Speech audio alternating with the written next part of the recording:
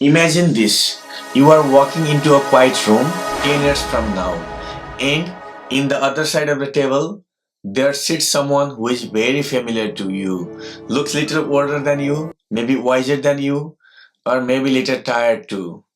It's you 10 years from now. Your future self is looking at you. He brings the notebook, he opens the notebook, he smiles slightly, and wants to talk with you. I was waiting for you. I have been watching every decision you have made. Now, pause for a second and ask yourself, what would they say next? Would they be thankful of you? Or they will ask you, why did you stop? Why did you stop doing that? Hello everyone, welcome back to my channel. If you are new to this channel, I am Saroj and I did my PhD from University of Florida in molecular biology and genetics, and currently I am working as a scientist in US biotech company. Today, because every moment you live today, every hour you spend, every habit you repeat, you are casting vote to your future version of yourself. You are building them decision by decision. Let me tell you a story. When Steve Jobs was 17, he wrote a letter to his future self. In that letter, he didn't mention anything about fame, money, or technology or any product he was going to develop. He wrote that he wants to make something that will last for a long time, that will change the future, something his future self could be proud of. Years later, when Apple was just an idea and he was working on his parents' garage, he faced hundreds of moments of doubt. But he often said that thinking about his future self, the person who would look back at these days, kept him going. And I love that lesson because the people who truly achieve something remarkable don't chase comfort, they chase alignment with the person they want to become. Their future self is not a dream, it's a silent observer watching you every day. Every choice you make today either makes your future self stronger or weakens that person. You are literally designing your future self with your attention, with your effort, and with your discipline. Now tell me what you want to do.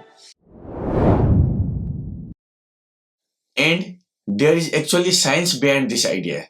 Neuroscientists at Stanford University discovered something very fascinating. When people imagine their future self, their brain will treat that person like a stranger.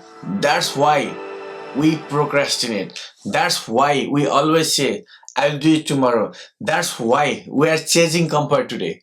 But the truth is, our future self is not some stranger. It's the sum of every small choice that we make today, every small habit we develop today, every late night study session, every distraction you are skipping it today, and every quiet act of discipline. It will compound and it will make your future self proud of you. And that's the real difference between who drift and who grow. The first one will wait to feel motivated, but the second one, it remembers the future self and is counting on them. So, what you can do today? Here's what I want you to do. Tonight, before you go to sleep, write a short letter from your future self, not to your future self. Begin with something like, I'm proud of you for doing this. I'm very happy that you did this. Then imagine that person standing in front of you and looking at you. Maybe they are confident, maybe healthy, successful, peaceful.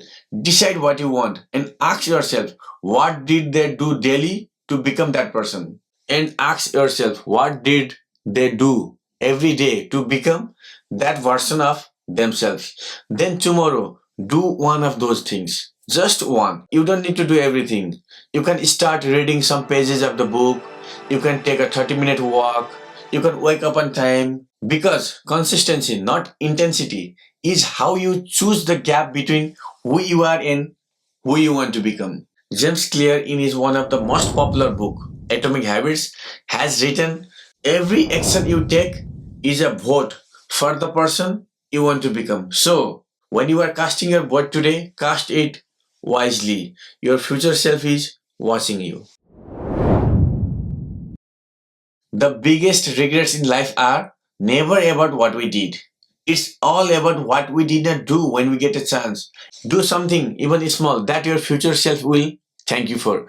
Because one day you will meet them, just in 10 years, and you will realize they are watching you all along. If this message moved you, motivated you, who needs to remember their own future self. And if you are ready to start building yours, subscribe. Because in the next video, I will show you how to build habits that your future self can rely on, even when motivation fades on.